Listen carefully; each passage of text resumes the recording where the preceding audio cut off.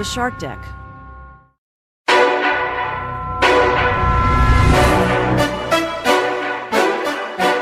Hello and welcome to Palace Intrigue. I am your host, Mark Francis. Meghan Markle's acting resume has surfaced. The Mirror took a look and noticed that not only is Meghan a trained dancer, she can also speak multiple languages. The Mirror recaps the resume and begins by listing her basic credentials, stating that she's 5'6" with brown hair and eyes. It goes through her acting experience, including an appearance on General Hospital and a small part as Hot Chick in A Lot Like Love, which also starred Ashton Kutcher. There are also a number of theatre jobs listed, including the part of July, star to be in Annie, and a role in Richard Harris's 1984 play Stepping Out. Meghan also lists skills in ballet, jazz and tap dancing, experience in musical theatre, fluency in Spanish, with an Argentine accent, and she's proficient in French. Meghan also is a fan of yoga and kickboxers.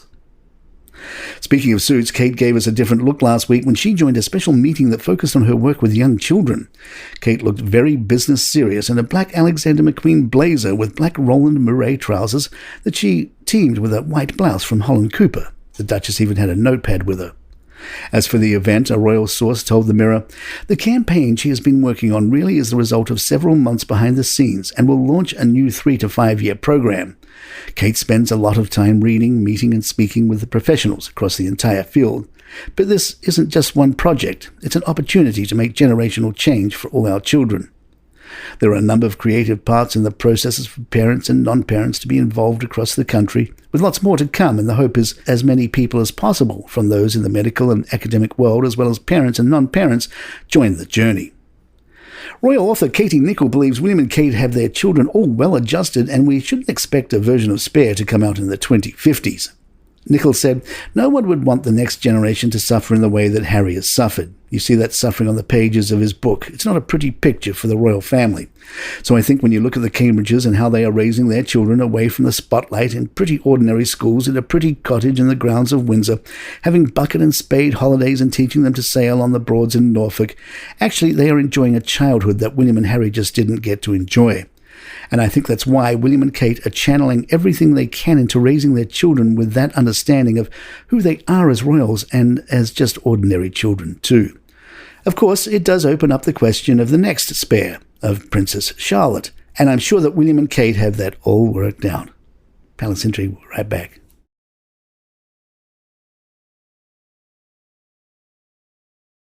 Vulture has some fun with the notion of the king's coronation. They write, Queen Elizabeth II's coronation was the first televised royal event, and it lasted a whopping 3 hours. Charles' ceremony will take less time, but will also have a big old concert attached. The day following the official coronation, Windsor's Castle East Lawn will host a concert, part of what's being called the Coronation Big Lunch. Per Buckingham Palace, the concert will see a world-class orchestra play interpretations of musical favourites, fronted by some of the world's biggest entertainers alongside performers from the world of dance. The performances will be supported by staging and effects located on the castle's East Lawn, and will also feature a selection of spoken word sequences delivered by stars of stage and screen. Vulture asks, but who are these stars of stage and screen? The stakes couldn't be higher for this coronation, as Prince Harry's book tour has put the firm on blast. Charles is going to need some heavy wattage stars to save his reputation. We have some suggestions. Taylor Swift. Speaking of reputations, Taylor needs to perform delicate at the coronation, and Camilla needs to dance during it. What a full-circle moment it would be, Camilla dancing for her husband not being a jerk about it. The lines, this ain't for the best and my reputation's never been worse, so you must like me for me, would never be more apt. Or how about Scott Thompson? Scott Thompson during his QE2 impression at the coronation of KC3.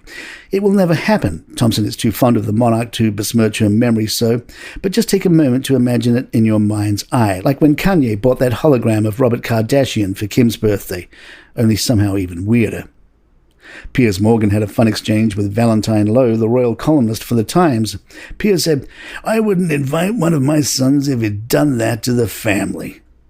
Valentine's retort, that's why you're not the king, Piers.